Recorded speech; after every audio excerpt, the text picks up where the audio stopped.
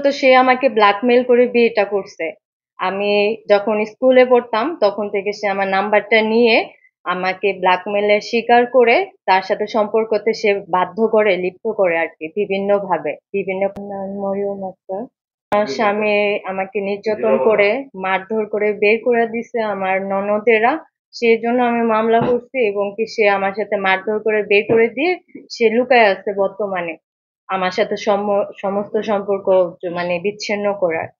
আচ্ছা, তো আপনার স্বামীর নাম কি? মোহাম্মদ মারুফ হোসেন মুন্না। মুন্না। আচ্ছা, উনি কি করে? উনি কিছু করে না, উনি ওইখানকার লোকাল।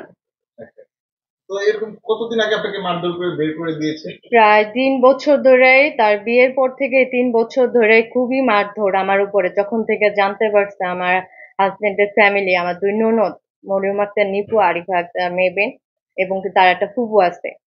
সে তখন থেকে জানতে পারা, মনে করেন যে সেই লেভেলে আমার সাথে মনে করেন অত্যাচারের মাত্রা বেড়ে গেছে। আমাকে মনে করেন যে কোনো জায়গা থেকে কোনো অংশে কম রাখে নাই গায়ের, যে আমাকে এমন জায়গায় মারে নাই বা আমাকে অত্যাচার করে নাই। তো আমি বহুবার এরকম কোনো প্রমাণ আছে কিনা আপনার কাছে? হ্যাঁ, আছে।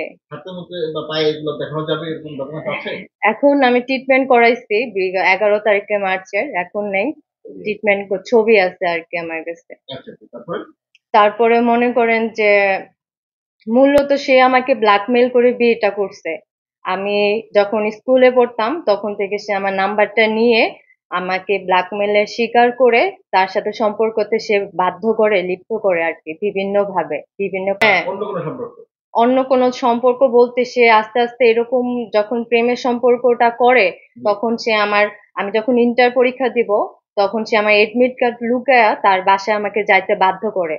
তখন সেই বাসায় যাওয়ার পরে সে আমার সাথে মানে নির্যাতন চালায়। ঠিক আছে? ওইসব ভিডিওগুলো তার ফোনে ধারণ করে মানে আমাকে নির্যাতন চালায় বলতে কি আপনাকে মারধর করে নাকি?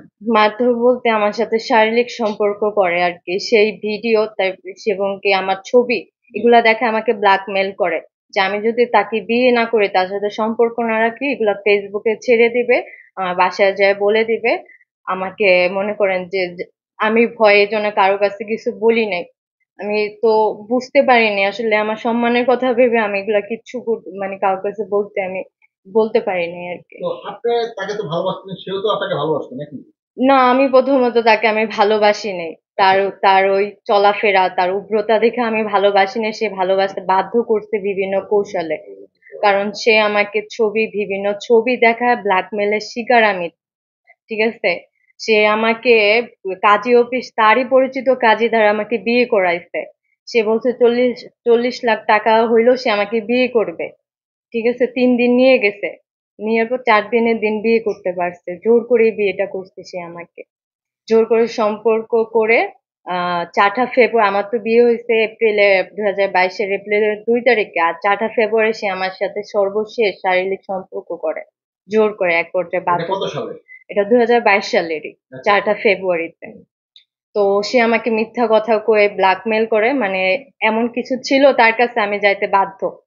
আমি যখন গেলাম, কিভাবে করছে? ব্ল্যাকমেইল করছে, তার কাছে অনেক ছবি আছে। ছবি আছে, ভিডিও আছে, সে আমার সাথে যা, যা করছে বা আমাকে দিয়ে করাইছে সেই ছবিগুলো দিয়ে সে আমাকে বিভিন্নভাবে মনে করেন যে ব্ল্যাকমেইলের সৃষ্টি করে সে আমাকে এই পর্যায়ে নিয়ে গেছে আরকি। নিয়ে যাওয়ার পরে মনে করেন এক পর্যায়ে ২০২২ সালের ৪ঠা ফেব্রুয়ারি লাস্ট সে আমাকে ধর্ষণ করে। ধর্ষণ করার এক পর্যায়ে আমি আত্মহত্যা করতে চাই। আত্মহত্যার এক পর্যায়ে মনে করেন যে সে আমাকে বলে ঠিক আছে, সে আমাকে বিয়ে করবে। কিন্তু বিয়ে নামেরও সে প্রতারণা করতে চেয়েছিল। বলছিল যে আমি তোমাকে একটা কাগজ এনে দিব, তুমি সেখানে সিগনেচার করবা। আমি বলছি না, আমার গার্জিয়ান আছে, আপনার দরকার পড়লে আমার গার্জিয়ানকে প্রস্তাব দেন। মানে কয় কি না, আমি গার্জিয়ান লাগবে না, আমি এমনিতেই বিয়ে করব। কিন্তু এখানে হ্যাঁ। জানতে চাই, আপনি বললেন যে আপনাদের বিয়ে হয়েছে, জি। আবার বললেন যে আপনার দর্শন হয়েছে। এই বিষয়টা একটু ক্লিয়ার করবেন। ধর্ষণ হয়েছে বিয়ের আগে। ধর্ষণ করেই মূলত সে অবশেষে আমাকে বিয়ে করে আরকি। হ্যাঁ, বিয়ে যে করে তার পরিচিত কাজী দিয়ে। ধর্ষণ তো করছে আমাকে ব্ল্যাকমেইল করে এই পর্যায়ে। এখন তো আমি সুইসাইড করতে গেছি, কারণ এই সমাজে তো আমার অবস্থানটা আপনারা বুঝতেই পারছেন। একটা মেয়ে হাজার অন্যায় না করলেও সেটা অনেক কিছু। আমি কিভাবে মুখ দেখাবো? আমার তো বাঁচতে হবে, আমার ফ্যামিলি আছে। আমি সবকিছু চিন্তা করে আমি আত্মহত্যা করতে গেছি, তখন সে মনে করেন যে বলছে হ্যাঁ, আমি বিয়ে করব। বিয়ের নামেও সে প্রতারণা করছে আমার সাথে। হ্যাঁ, তার পরিচিত কাজে দেখা দিয়ে বিয়ে পড়াইছে জোর জুলুম করে। ঠিক আছে? 3 দিনে 4 দিনের মাথায় সে আমাকে বিয়ে করতে পারছে। বিয়ের নামে সফলতা হইছে। তো বিয়ের পরও সে আমার সাথে আহ মানে 7 মাস আমার সাথে গোপনে সম্পর্ক করে গেছে। তার বিয়ের পরেও ফ্যামিলি হ্যাঁ, জানতো না? না ফ্যামিলিকে জানায় নাই। তখন আমি তো মানে সহ্য করতে পারতেছি না। পুরাই ডিপ্রেশনে চলে গেছি যে এটা তো খারাপ হইতেছে, এটা তো ভালো লক্ষণ না। তখন আমি তাকে বলি জানাইতে তার ফ্যামিলিতে, কিন্তু সে জানায় না। সে বলে আপনার না। ফ্যামিলি জানতো কিনা না, আপনার বিয়ে? আমার ফ্যামিলি তো জানতোই না। আমি তো সেই ভয়ে আরো বেশি করে ডিপ্রেশনে চলে গেছি যে জানতে পারলে আমাকে বাসা থেকে বের করে দিবে, আমাকে মেরেই এই ফেলবে। যে আপনাদের এই দেখা সাক্ষাৎ কোন জায়গায় হতো? দেখা সাক্ষাৎ আমি যখন কলেজে যাইতাম তখন সে বিরক্ত করতো। মনে করেন আমার কলেজের সামনে যায় দাঁড়া থাকতো, আমি কোথায় যাইতাম, কখন খাইতাম, সমস্ত কিছু সে ডিটেলস জানতো। সে এতটা আমাকে পেরেশানির ভিতরে রাখছে। আমি তো শুধু শুধু তার সাথে সম্পর্ক করতে হইনি, সে বাধ্য করছে দেখে হয়েছে। বাধ্য করছে আপনি